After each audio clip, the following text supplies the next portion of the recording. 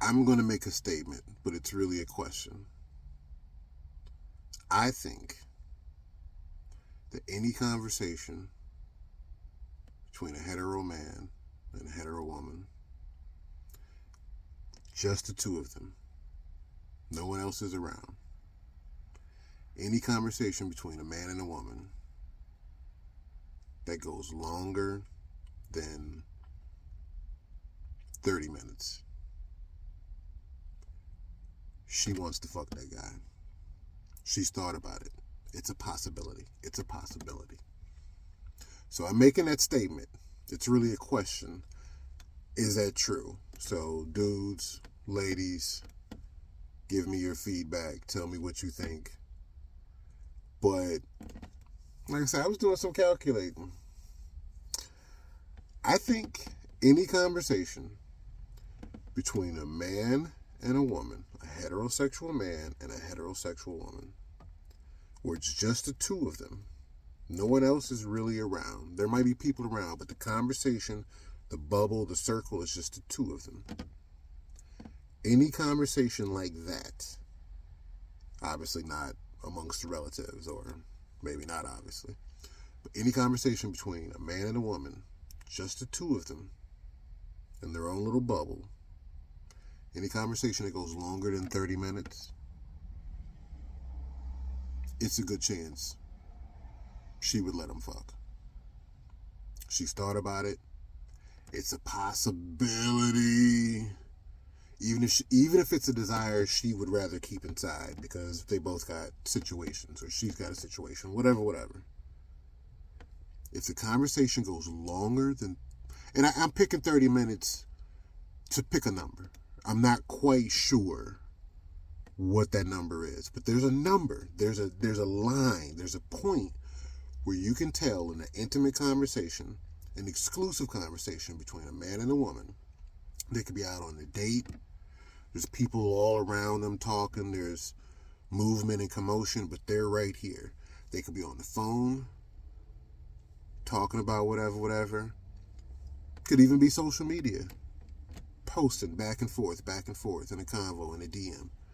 Any type of intimate, one-on-one conversation between a man and a woman that goes longer than 30 minutes, he could probably fuck.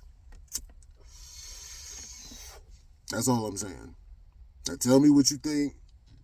Yes, no. Of course there's some nuance to it, of course.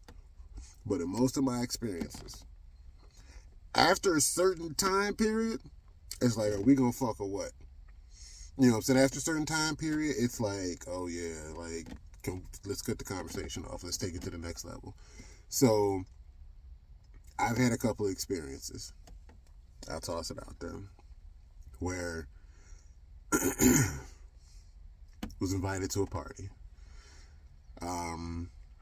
Specifically by this person. Hung out. Got there kind of late. So, most of the people had left. One sign, I got there kind of late. Most of the people were leaving. That was fine. She was just like, hey, I'm happy you made it. I didn't think you were going to make it. Introduced me to some people. Hey, what's up? Everything is cool. Everything is chill. I'm not in a relationship with this person. We're just friends. Just met her, actually. And so, bit by bit, everyone from the party leaves. Is getting into the late night hour. Gen X, late night hour. It's getting into the late night hours, and now it's just me and her. Bit by bit, everyone's left. Now it's just me and her, and we're talking. And it's good conversation. Like, you know, I'm finding out some stuff about her. She's finding out some stuff about me. Laughing about shit, talking about stuff. I think some music was playing.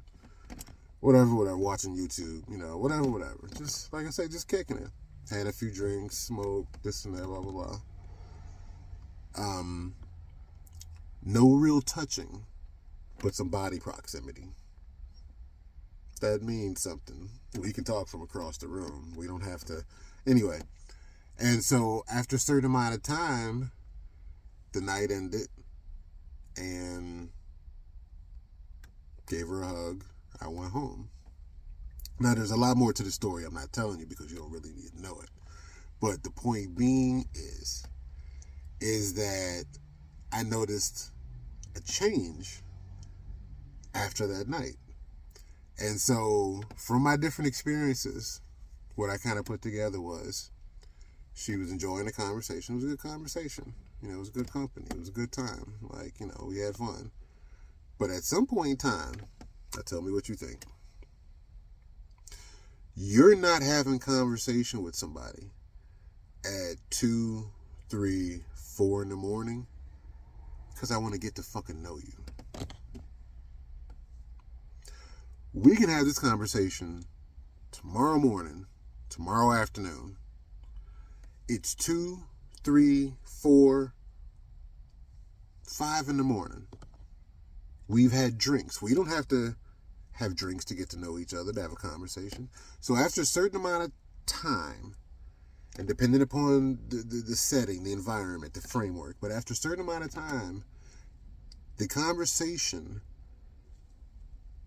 symbolizes opportunity. It symbolizes the door opening, leg spreading, whatever you want to call it. So she would not be having this conversation with you after a certain amount of time, call it 30 minutes. She would not be having this conversation with you after 30 amount of times in this intimate one-on-one type of way unless there was some real interest. Now, situationally, maybe you, her, whoever can't act upon things, or you're waiting for the other person to make the move. That's what happens a lot of times. You're waiting for the other person to cross that line, and then you can fully go for yours. But you're there, having that conversation, one-on-one in this exclusive bubble for an extended amount of time because there's some fucking interest. So a lot of people don't pick up on stuff like that. But it's obvious. You don't even have to be in the conversation. You could be one of the people around them and just peep it out. Be like, damn, they've been kind of locked into a little exclusive conversation for like 35 minutes. That means something. It means something. So you can extrapolate it if you want and be like, yeah, that means that person can fuck. Or the door's open. There's a possibility. There was another instance that I had where a little while ago. Anyway, doesn't matter. Another instance where this person decided to, wanted to hang out with me, invited me to their house, cooked, made a meal for both of us, which is a sign. Talk about that in another video. Anyway, so we're having a nice little time, summertime outside, at her place. She owned her own house and everything. It was nice, cool, friendly. Hadn't done anything with her at that point, I don't think. So it was just friendly, just hanging out and stuff. But one, she prepared a meal. That's a sign. Invited me to her house. But then at some point in time, having this good conversation during the meal, after the meal, and particularly after the meal, sitting in her backyard, and at some point in time, it's funny, I gotta smoke on this one. Like I said, this was friendly, so it's like, hey, we talking, and I've said in another video, conversation can turn into fucking foreplay. You just gotta pick up on some of the signs, pick up on some of the body language, but conversation, innocent conversation, regular conversation can turn into some type of foreplay. So at some point in time, she kind of looked at me, and I can't remember exactly if she just looked or if she looked and said something. But essentially, at some point in time, she was like, look, I'm done with talking. Let's go inside. I was like, oh, damn. I didn't realize that I had crossed the 30-minute mark. Or whatever that magical minute is. So I'm just saying, my experiences, other people that I've heard of, different little stuff that I've witnessed. And so I don't know what it's, dudes, we don't have a magical number. It's like, oh, you said hello. But for, like I said, on the other side of the coin, I think, and some women can tell me differently or tell me that they agree, I think when you're in a one-on-one type of bubble exclusive conversation, and it could be in person, or it could be some distance through technology. But when you're locked in after a certain amount of time, that means something. You have some interest in that person. You have some interest in what could be. So me just being a dude, me just being, a dick about it, you extrapolate it out and be like, oh yeah, you could fuck. Why would this woman be spending her time, anytime, but in particular, certain times? Why would she be spending her time talking to you like your conversation is so fucking sweet? Come on, dude. So, just some, like I said, many different things that I've witnessed. It's not 100%. It's not 100%. It's just like 73. Like 75. 3 out of 4 times, this is probably what really, really is going on. And you also have to think about this. We do a lot of things. I like to say overt is the things we show people.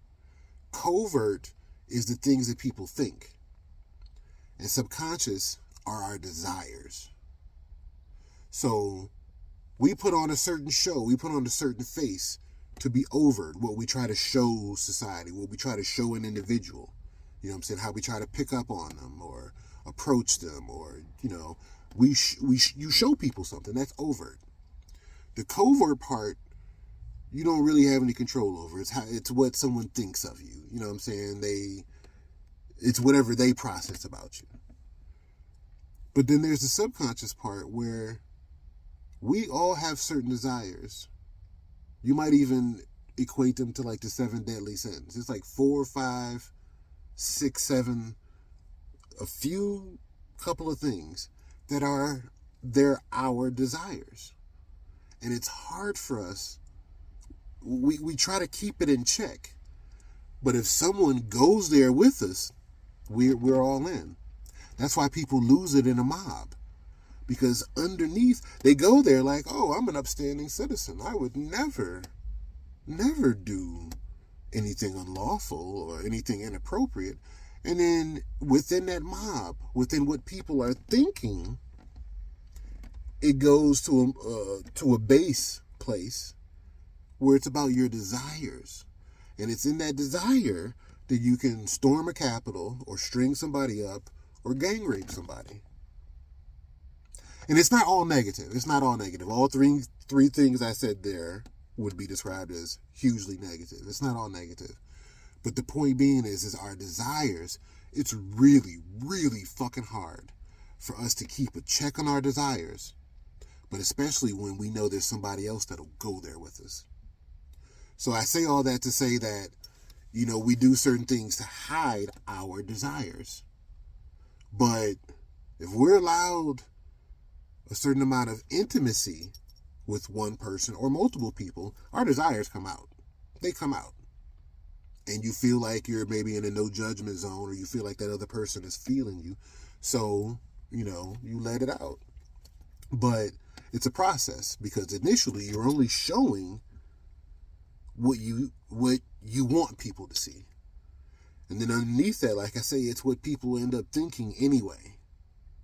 But then underneath that, you do subconscious things to really show that you have a certain desire that you want to let out, but only if someone will go there with you. And a lot of times in conversation, you can get to that point.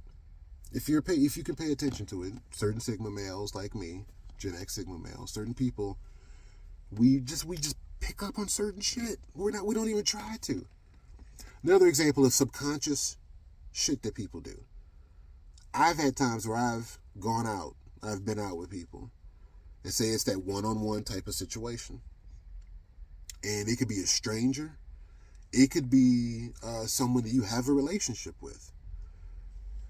So when you have your attention focused on someone, when you have your attention focused on something, because of the way our bodies are shaped, it's a strong chance your feet are pointed towards what you're desiring, what you're paying attention to. So when you're ready to leave, think about it. Pay attention to this next time you're doing something somewhere. When you're about ready to leave, you start turning towards the door. You make certain repeated body references to the fucking door. Wherever the door is, at some point in time, your feet and then obviously your body turns in the direction that you're trying to go. So there's been times when I've been out one-on-one situation with someone where subconsciously I don't even think about doing this. I don't even think about doing this. But it depends upon the flow of the conversation and how close it is to what I want, my desire. So I might be out one-on-one situation with someone. Could be a stranger that I'm newly talking to. Could be someone I'm in a relationship with.